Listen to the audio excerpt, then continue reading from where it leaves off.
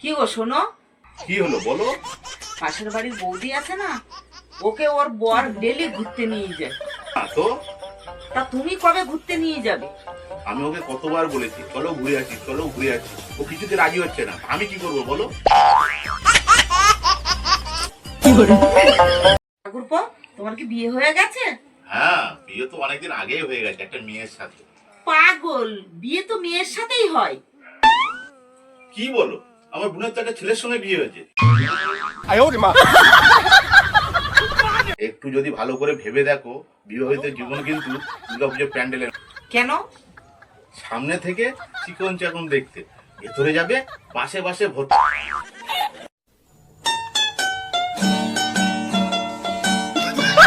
আচ্ছা বৌদি বলো তো, আমি দেখতে কেমন? সেটা তুই গিয়ে তোর গার্লফ্রেন্ডকে জিজ্ঞাসা কর। বৌদি আমার গার্লফ্রেন্ড নেই গো। তাহলে তুই বুঝে নে তুই দেখতে কেমন।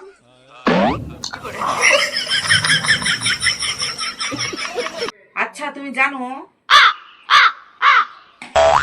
পৃথিবীতে এমন কোনো কাজ নেই যে মেয়ে ছেলেরা পারে না। যেটা বেটা ছেলেরা পারে না সেটা কিন্তু মেয়ে ছেলেরাই পারে। কি বলছো তুমি? বেটা ছেলেরা যেটা পারে মেয়ে ছেলেরা সেটা পারে না? কি কাজ যেটা বেটা ছেলেরা পারে মেয়ে ছেলেরা পারে না? বলো তো দেখি, বলো। 1 ঘন্টা চুপ থেকে দেখাও দেখি। এ সুষমা, কি টেনশন করছো অত? একটা নতুন শাড়ি কিনবো, পয়সা লাগবে। ও, মাঝে মাঝে একটু টেনশন করা ভালো। मारो हमको जिंदा मत छोड़ो सालो। এ সুষমা, একটা কথা জিজ্ঞেস করবো? হ্যাঁ জিজ্ঞেস করো। গঙ্গা মা আর আমাদের মা, এর মধ্যে পার্থক্যটা কি? গঙ্গা মা আমাদের পাপ ধুয়ে দেয়, আর আমাদের মা আমার আর আমার বাবাকে ধুয়ে अभी मजा आएगा ना। জানো আমি যখন হসপিটালে হয়েছিলাম তখন আমার মা বাবা দেখে অনেক কাঁদছিল। তোমার মা বাবা আগেই বুঝতে পেরেছিল। কি বুঝতে পেরেছিল? কি বুঝে গেছিল? যে মানুষ রূপে নাগিন জন্ম হয়েছে।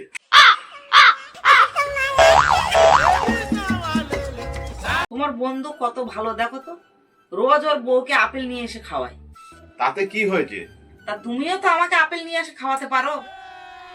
আমার বন্ধু আপেলের ব্যবসা আছে, ওই জন্য আমার বন্ধু প্রতিদিন বউকে আপেল খাওয়ায়। তুমিও চাইলে আমার ব্যবসা থেকে তোমাকে খাওয়াতে পারি, যেরকম ইঁদুর মারা, আটশোলা মারা।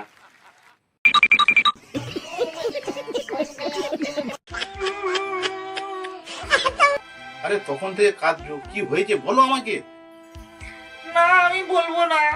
মহাজালা, আরে আমি তোমার স্বামী, তোমার কি সমস্যা সেটা তো আমাকে বলো। আমার সমস্যা হচ্ছে আমি কালকে বাপের বাড়ি যাব, আমাকে একটা নতুন শাড়ি কিনে দাও। তুই সমস্যাতেই থাক। कैसा लगा मेरा मजाक?